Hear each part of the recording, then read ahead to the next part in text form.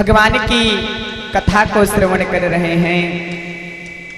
और बंधुओं, भगवान की कथा को श्रवण करना मानो मोक्ष पाना है।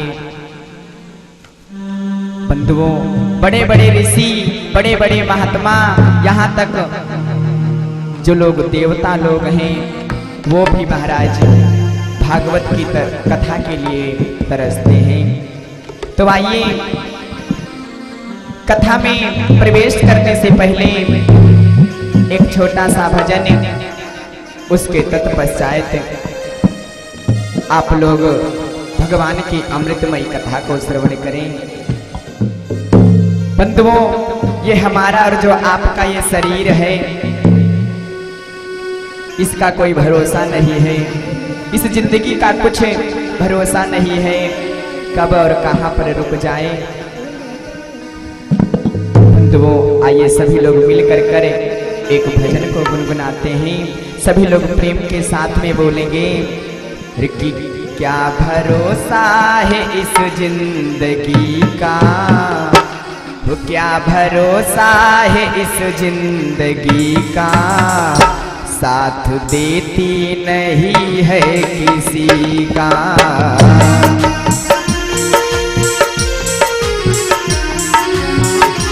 साथ देती नहीं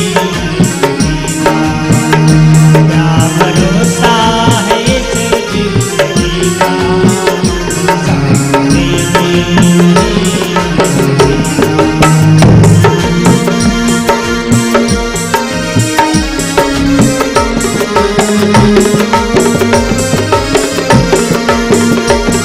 भरोसा है इस जिंदगी का,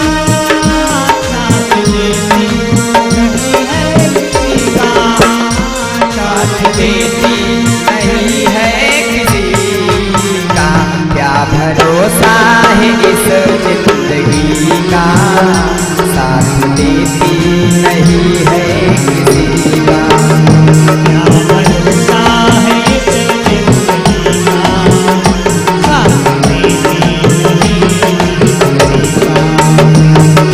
क्या भरोसा है इस जिंदगी का, साथ देती नहीं।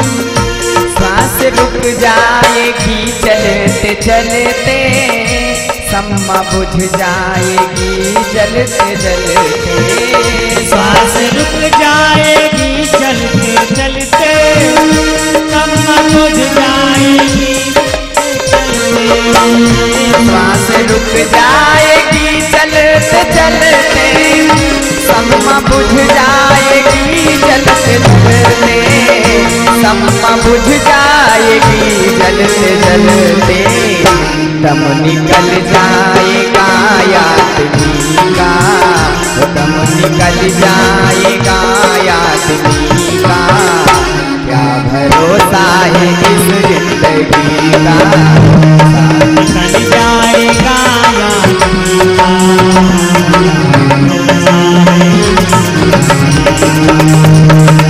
निकल जाएगा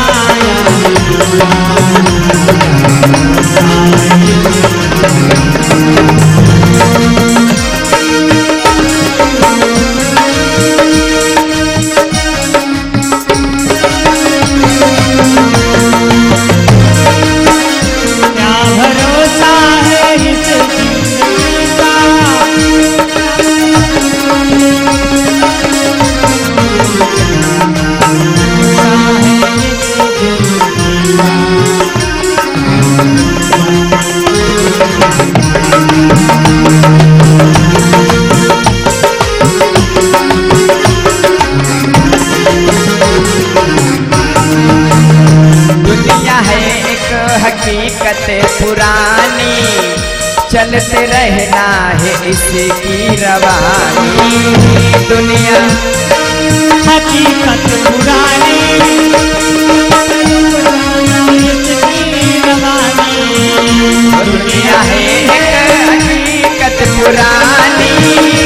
चलते रहना है इसकी रवानी। की है हकीकत पुरानी,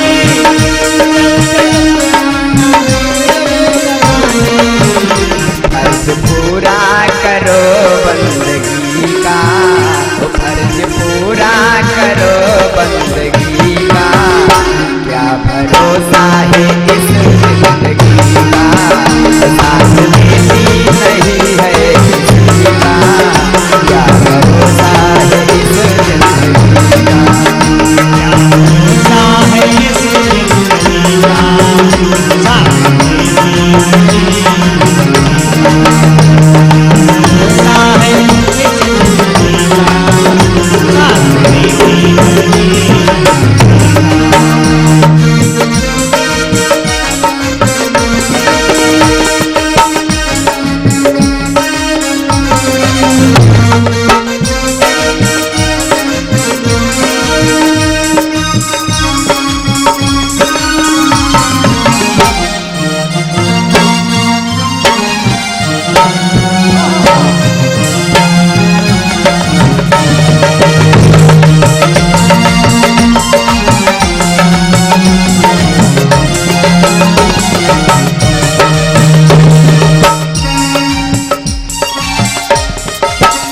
हम रहे ना मोहब्बत रहेगी, दास्तां अपनी दुनिया कहेगी, हम रहे ना मोहब्बत रहेगी, दास्तां अपनी दुनिया कहेगी, दास्तां अपनी दुनिया कहेगी,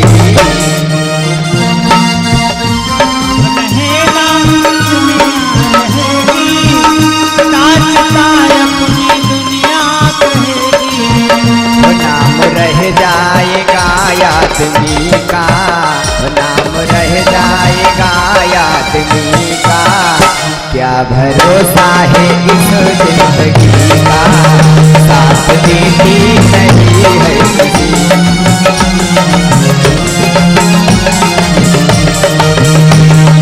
रह जाएगा आदमी का, क्या भरोसा है इस जिंदगी का,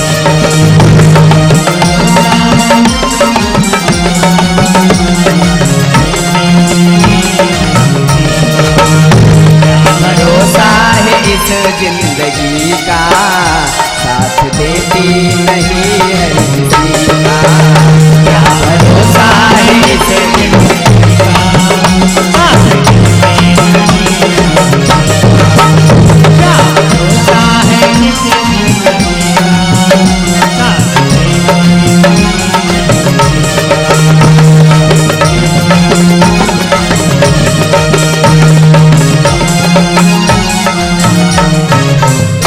प्रेम से बोले भागवत भगवानी की जय हो, आदि शक्ति दुर्गे मैया की जय हो। बंधु आइए हम सभी लोग कथा में प्रवेश करते हैं। कल आप लोगों ने बड़ी सुंदर कथा को श्रवण किया था कि भैया जो जड़ भरत महाराज थे, जड़ भरत जी महाराज का जब जन्म हुआ था, वो जन्म से ही महाराज कम बुद्धि वाले थे। और आप लोगों ने कथा को श्रवण किया, जो जलंधर था और उसकी जो पत्नी मित्र वृंदा थी, कितनी सती थी महाराज। इन सब कथाओं को श्रवण करते हुए आज हम भगवान की चतुर्थ दिवस की कथा में प्रवेश करते हैं। बंधुओं, आज श्री सुखदेव जी महाराज राजा परीक्षित को कथा श्रवण करा रहे हैं। राजा परीक्षित ने प्रश्न कर दिया, गुरुदेव मुझे ये बताओ, जो मां गंगा हैं,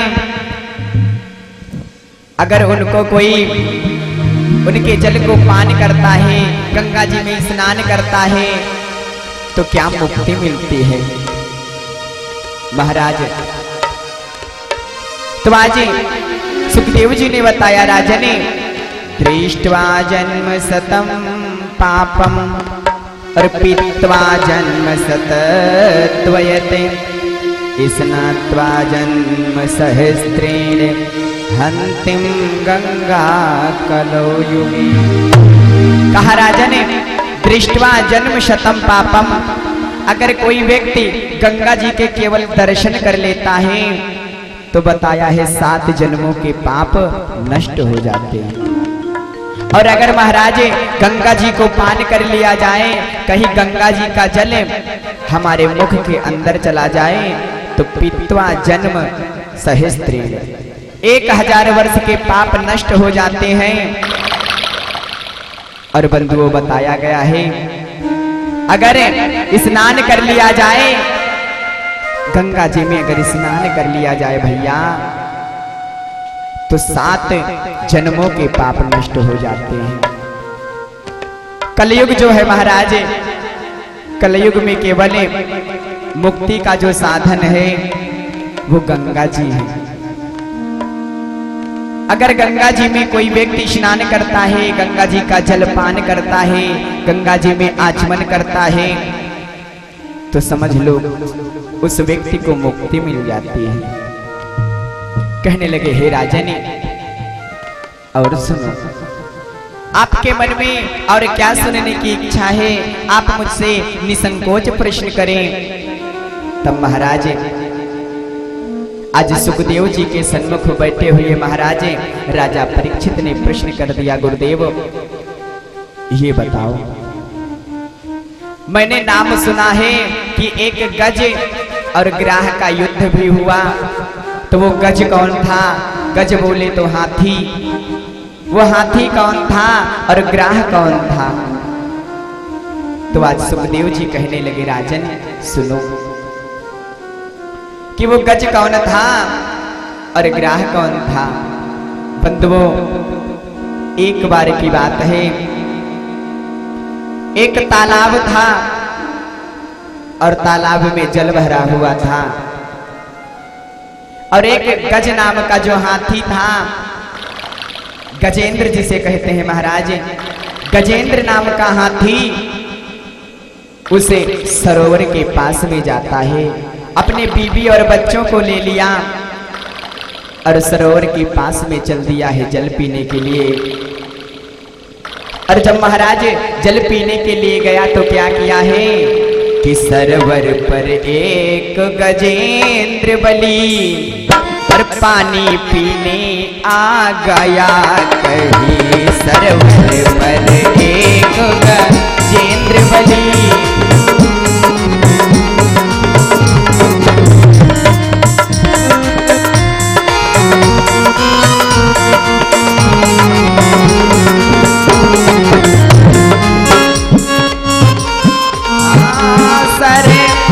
पर एक गजेंद्र बलि पानी पीने आ गया। कहीं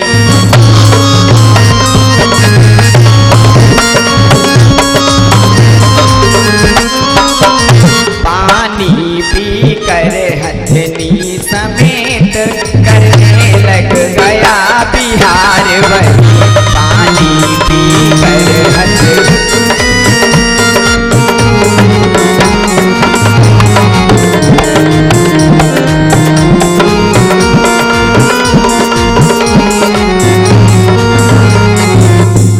महाराज उस सरोवर के पास ये गजेंद्र नाम का हाथी जाता है, अपनी बीबी और बच्चों को ले लिया और बीबी बच्चों को लेकर कर उस सरोवर के पास में गया भैया और पानी पीने लगा। पानी को पिया, उसके थोड़ी देर बाद में क्या किया, उस सरोवर के अंदर प्रवेश कर गया। जब सरोवर के अंदर वो हाथी घुस गया, उसके बीबी और बच्चे बाहर खड़े हैं। आज गजेंद्र की जो पत्नी हथनी थी कहने लगी, स्वामी बड़ी देरों से आप इस सरोवर में स्नान कर रहे हो, अब ऐसा करो सरोवर से निकलो और घर चलो। लेकिन बंधुओं, जो गजेंद्र था वह सरोवर से नहीं निकल रहा है। 1-2 दिन नहीं महाराज, 10,000 तक उस सरोवर में स्नान करता रहा।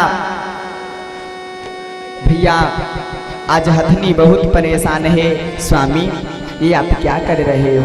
चलो, उसके बच्चे परेशान हैं, पिताजी घर को चलो। बंधुओं, उसी सरोवर के अंदर एक ग्राह रहता था। आज जब वो हाथी स्नान कर रहा था तो ग्राह ने गजेंद्र के पैर पकड़ लिए। और भैया जब पैर पकड़ लिया, अब तो उस हाथी को धीरे धीरे जल में खींचने लगा।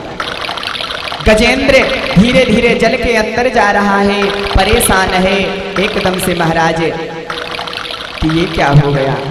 अरे मुझसे बड़ा बलशाली इस जल के अंदर कौन रहता है जो मुझे खींच रहा है? बंधुओं, आज इधर गजेंद्र अपना बल लगाता है और उधर जो जल के अंदर हुहु नाम का राक्षस था पूर्व जन्म में, वो अपनी तरफ लगाता है ताकत। आज बंधुओं क्या हुआ है कि अपने बल के मद में और हर एक दांव दिखलाने लगा।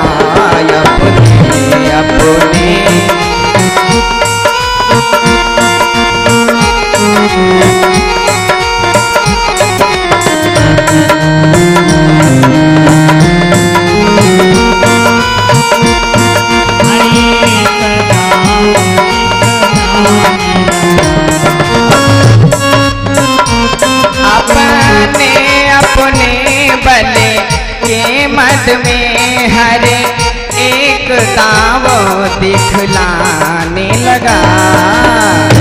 वह भीतर को खींचने लगा, वह भीतर को खींचने लगा, वह बाहर को झटकाने लगा। वह भीतर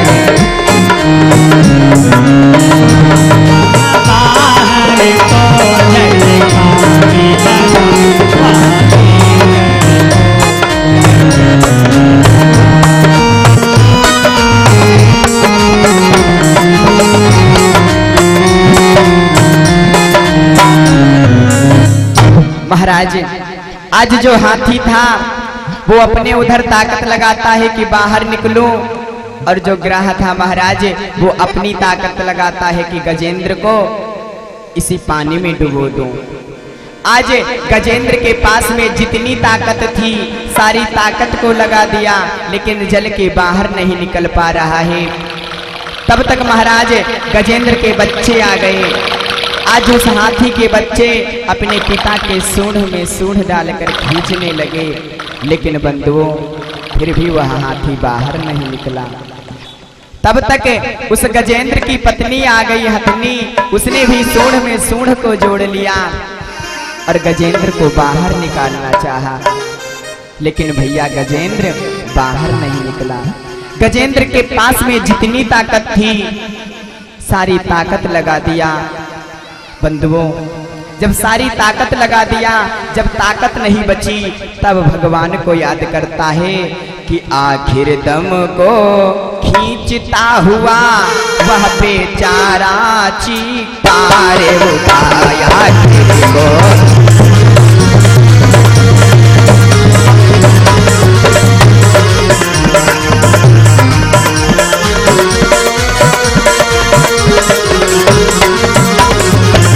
आखिर को वहाँ चीखता हुआ बेचारा,